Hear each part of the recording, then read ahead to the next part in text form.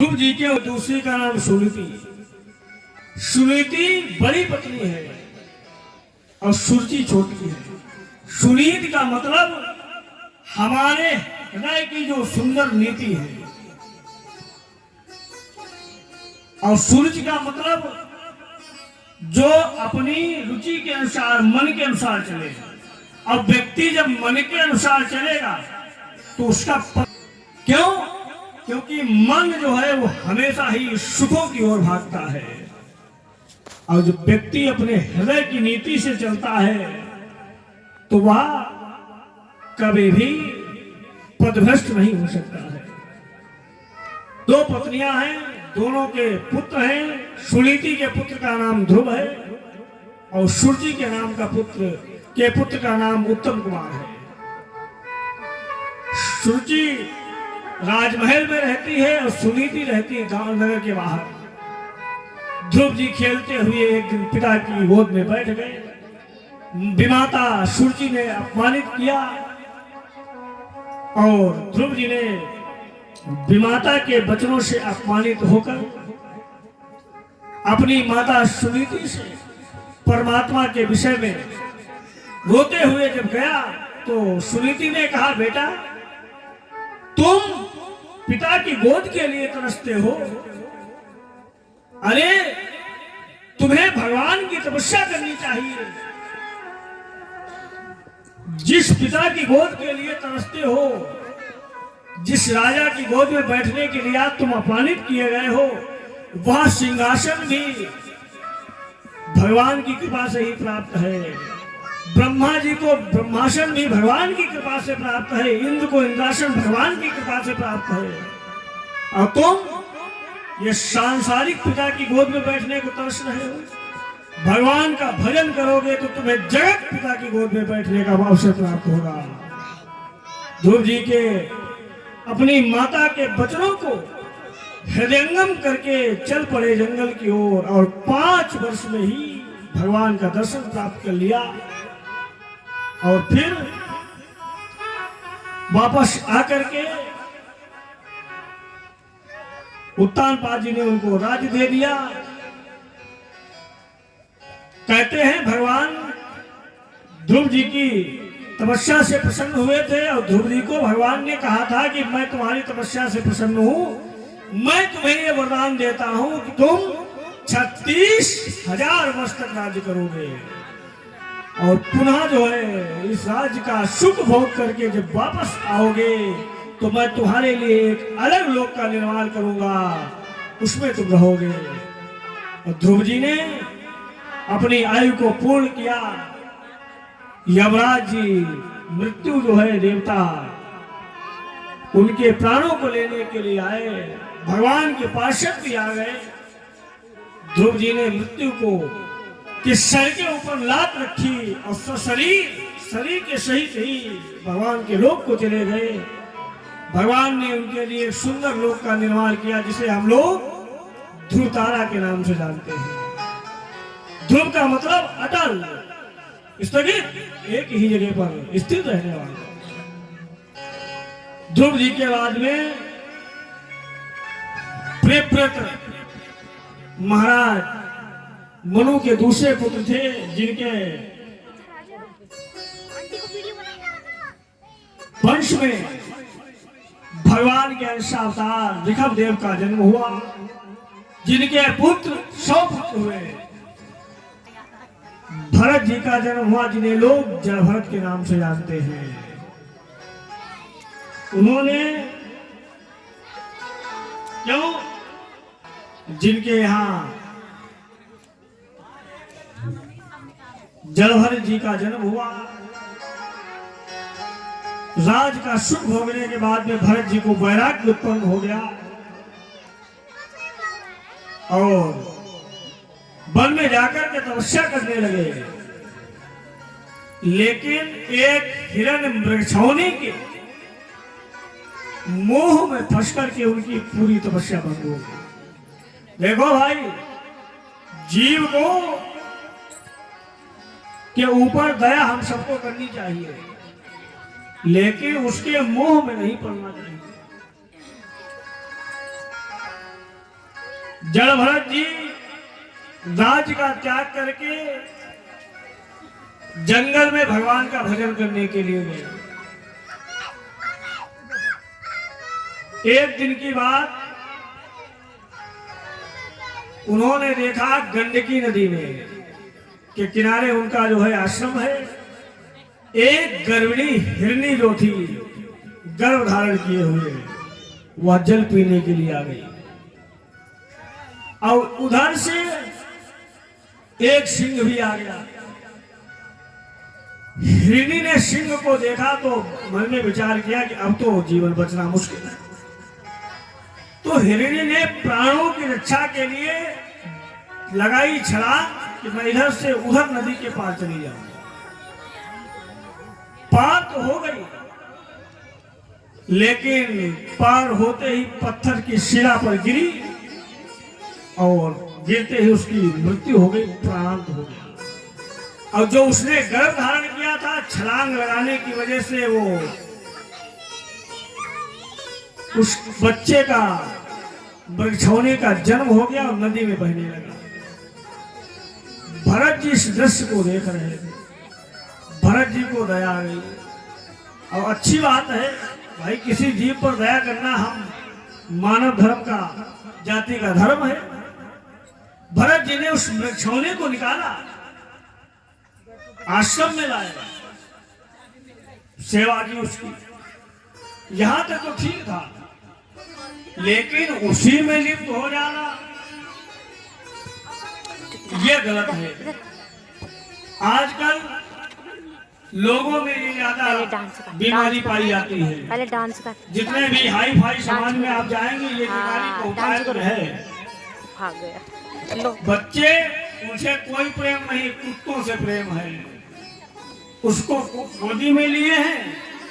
अब बच्चे जो है वो उसको भोजन देना चाहिए, सब करना चाहिए, व्यवस्था करेंगे। घर के बाहर जिस घर में कुत्ता पाला जाता है उस घर में कभी भी कोई देवता पूजा स्वीकार नहीं करता है, ये समझ लीजिएगा। और हमें तो कुछ लोग भैया ऐसे मिले, पंडित जी हमारे ये तो कुत्ते जो है हमारे साथ बैठ करके पूजा करते हैं। हम बैठते हैं तो ये भी पूजा करते हैं साथ में बैठ करके। अब बताइए, वो चांडाल योनि के हैं, उनके बैठने से आप स्वच्छ रहे, पवित्र रह गए? बिल्कुल नहीं। फिर भी पूजा आपकी कैसे देवता स्वीकार करेंगे? दूसरे में एक नई व्यवस्था आप लोगों ने देखी होगी कि अब लोग ठाकुर जी को लिए लिए घुमा करते हैं। बाजार जा रहे हैं, कंडिया में डलिया में रखे हुए ठाकुर जी को लिए जा रहे हैं। ये सब गलत है। भगवान को हम लेकर के भ्रमण करेंगे तभी क्या जानेंगे लोग कि हम भगवान से प्रेम करते हैं। हमें भगवान को दिखाना है कि संसार को दिखाना है। भोजन और भजन एकांत में करना चाहिए। जो एकांत में करना है उसको खुलेआम। फिर आप बाहर जा रहे हैं, ठाकुर जी को लिए हैं, हर समय पवित्र रहते हैं क्या? रोड से निकलेंगे, पता नहीं कितनी गंदगी पड़ी हुई है, क्या है।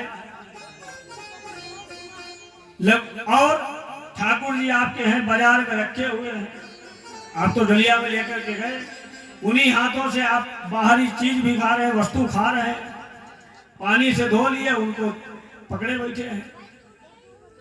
अब फिर कहते हैं कि हमारे ऊपर भगवान कृपा नहीं करता। हम तो ठाकुर जी को 24 घंटे गोदी में खिलाते हैं। खिलाते थोड़ी ना हो भगवान को, ना उनसे कोई प्रेम है, केवल दुनिया को दिखाते हो। भैया वृंदावन से 5,000 के हम भी खरीद करके लाए हैं। अरे 5 के लाओ चाहे 50 के लाओ, कोई पैसा देने वाला नहीं है दुनिया में। लाए हो, अच्छी बात है, घर में रखो। नियम है, घर में रखिए। पुत्रवत पितृवत जो आप रिश्ता भगवान से बनाना चाहते बनाइए, उनकी सेवा वैसे करिए जैसे आप अपने घर में अपने बुजुर्गों की, अपने पुत्रों की, संतान की करते हैं, सुबह शाम की। लेकिन ये दिखावा बंद कर किया जाए। भरत जी ने उस मृगछौनी को निकाल करके उसकी सेवा की। वह मृग शावक आश्रम में रहता है, धीरे धीरे बड़ा होने लगा। अब उसके मायामों में इतना ज्यादा लिप्त हो गए कि पूजा पाठ भूल गए। अब होता है भाई, जब आप किसी से विशेष प्रेम करेंगे तो आप उस व्यक्ति को अपना अमूल्य समय जरूर देंगे, और जब तक आप समय नहीं देंगे तब तक प्रेम टिक नहीं सकता है। और जितना ही प्रेम प्रगाढ़ होता चला जाएगा उतना ही आपको समय देना पड़ेगा। आजकल ये व्यवस्था है कि लोग सारा समय प्रमाद में ही नष्ट किया करते हैं। तो मृगछौने के चक्कर में भरत जी ने सारी तपस्या का त्याग कर दिया।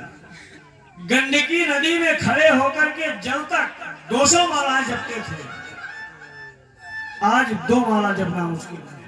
आसन लगा करके कैसे बैठते हैं, मृगछौना आता है, कहीं पंचपात गिरा देता है, कहीं पीठ पर चढ़ जाता है, कहीं गौमुखी छीन लेता है। वो भी जो है माला बंद कर देते हैं, खेलने लगते हैं उसके साथ। धीरे धीरे स्थिति ये हो गई कि उसने एक दिन की बात कि वह मृगछौना जो है अपने समूह के लोगों को उसने देखा।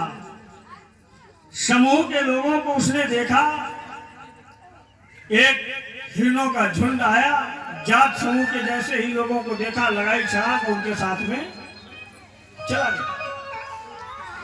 चला गया। भरत जी ने समाधि लगाए हुए बैठे थे, सोचा आज तपस्या की जाए, पूजा की जाए। इतने में मृगछौना गायब हो गया। भाई, व्यक्ति से आप कितना भी प्रेम करें, किसी भी पशु पक्षी को आप बंद करके बांध करके रख सकते हैं, लेकिन जैसे ही वह अपने जात समूह के लोगों को देखेगा सदा वह उनमें सम्मिलित हो जाएगा। वह मृगछौना जो था वह अपने जात समूह के लोगों को देख करके लगाई छलांग हो चला। भरत जी ने 2-4 मालाएं की, एकदम से ध्यान आया, अरे अरे कहीं ऐसा तो नहीं मेरा मृगछौना जंगल में कहीं दूरी पर निकल जाए, कोई हिंसक पशु आकर के उसका वध कर दे, उसको खा जाए। माला बंद कर दी, जंगल में खोजना शुरू कर दिया। वो कहां मिलने वाला था, नहीं मिला। जब नहीं मिला ढूंढते रहे और नहीं मिला तो उसी की याद में रोने लगे, बिलखने लगे। अब कहते हैं कि जंगल से सुचि श्रेष्ठ वस्तुएं ला करके मैं खिलाता रहा, कर पीठ पर हमेशा फिराता रहा, मुख चूम के अंक में लगाता रहा, प्यारा मृगछौना दुलारा मेरा कहाँ हाय जाता रहा। रो रहे हैं उसकी याद में, और रोते रोते भरत जी ने अपने प्राणों का ही परित्याग कर दिया। ये होती है प्रेम की पराकाष्ठा। इतना ज्यादा उसमें मोहित हो गए कि उसकी याद में प्राण ही छूट गए। अब कहते हैं कि मरने के समय पर व्यक्ति जिसकी याद करेगा उसको वही होनी प्राप्त होती है। इसीलिए तो भाई बड़े बड़े संत महात्मा जो है भगवान का भजन किया करते हैं कि भगवान की याद आए। पूजा पाठ लोग क्यों करते हैं? इसीलिए करते हैं कि मरते समय कहीं धोखे से भी हमें भगवान की याद आ गई तो हमारा कल्याण हो जाएगा, इस आवागमन से मुक्ति मिल जाएगी, इस दुख से कष्ट से मुक्ति मिल जाएगी।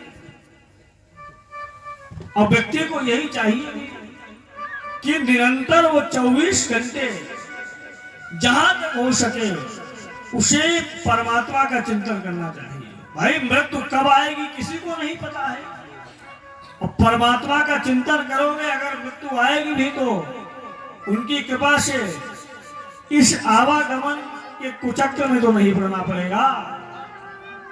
लेकिन व्यक्ति ऐसा नहीं करता है। जब मृत्यु का समय आता है तो केवल वो संसार के परिवार के लोगों की याद करता है। एक बार एक दादाजी जो थे वृद्ध अवस्था में बिल्कुल मरणासन स्थिति में पड़े हुए थे। अब कहते हैं कि मरने से पहले व्यक्ति को जो है वो सन्निपात सवार हो जाता है और सन्निपात में आकर के व्यक्ति अटाशटाएं बोलने लगता है, कुछ भी बोलने लगता है। अब धीरे धीरे उसकी बोलती बंद हो जाती है और केवल देखता रहता है, प्राणांत हो जाता है।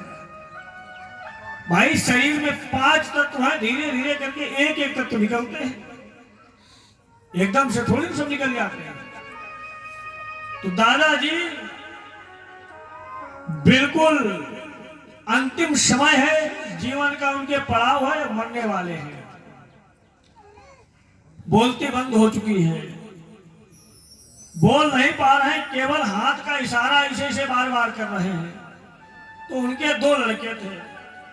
लड़कों ने मन में विचार किया कि लगता है पिताजी ने कहीं बहुत सा धन छिपा करके रखा है, अब मरने से पहले वही बताना चाहते, तभी बार बार हाथ उठा रहे हैं। अब अगर ये मर गए तो करोड़ों का माल जब्त हो जाएगा। ऐसा किया जाए, इनको कैसे बचाया जाए, ये पता लगे कि आखिर माल क्या कहना चाहते हैं।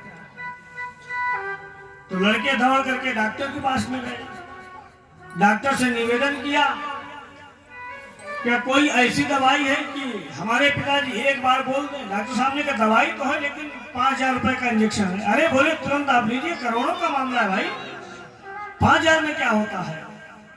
डॉक्टर साहब ने 5,000 रुपए लिए, आए, इंजेक्शन लगाया, इंजेक्शन दादाजी के लगा और दादाजी इंजेक्शन लगने के बाद में बोले, लेकिन बोले मालूम क्या, अपने लड़कों की तरफ देखा, कहा मूर्खों, ये बैल इतनी देर से झाड़ू जमा रहा है, तुम खड़े खड़े देख रहे हो। और इतना कह करके मर गए। बोले वृंदावन बिहारी लाल की। मरते समय भी परिवार में ही मन लगा हुआ कि 5 रुपए की झाड़ू जो है बैल चबा रहा है। लड़कों ने कहा बताओ, 5,000 का चूनाउल लगा करके चले गए, हमने सोचा प्रॉपर्टी मिलेगी करोड़ों। यही हाल भरत जी का हुआ, मृगसौनी की याद करते करते मर गए, प्राण छूट गए, तो दूसरा जन्म हिरण का ही मिला। लेकिन उनको अपने पूर्व जन्म की याद बनी हुई है, तो उन्होंने जैसे तैसे उस योनि को का भोग भोगा, मृत्यु हुई, तो तीसरा जन्म उन्हें एक ब्राह्मण परिवार में मिला। जहां पर भरत जी ने मन में विचार किया, अब दुनिया में कुछ भी हो जाए, हम कोई मतलब ही संसार से नहीं रखेंगे, चाहे कोई आए और चला जाए, जीवित रहे मरे, कोई मतलब नहीं। तो धीरे धीरे उनका लोगों ने नाम जड़भरत रख दिया। ये तो मूर्ख है, पागल है, जहां बैठा वहां बैठे रहता है, जड़भरत नाम पड़ गया। तीसरे जन्म में जाकर के भरत जी ने उसी हिरण के बच्चे को, जो तीसरे जन्म में भरत जी को सिंधु सौवीर देश के राजा रहुबर के रूप में पालकी में बैठा हुआ मिला, उसको उपदेश किया। और तीसरे जन्म में भरत जी का उद्धार हुआ। फिर छठे स्कंद में कहते हैं कि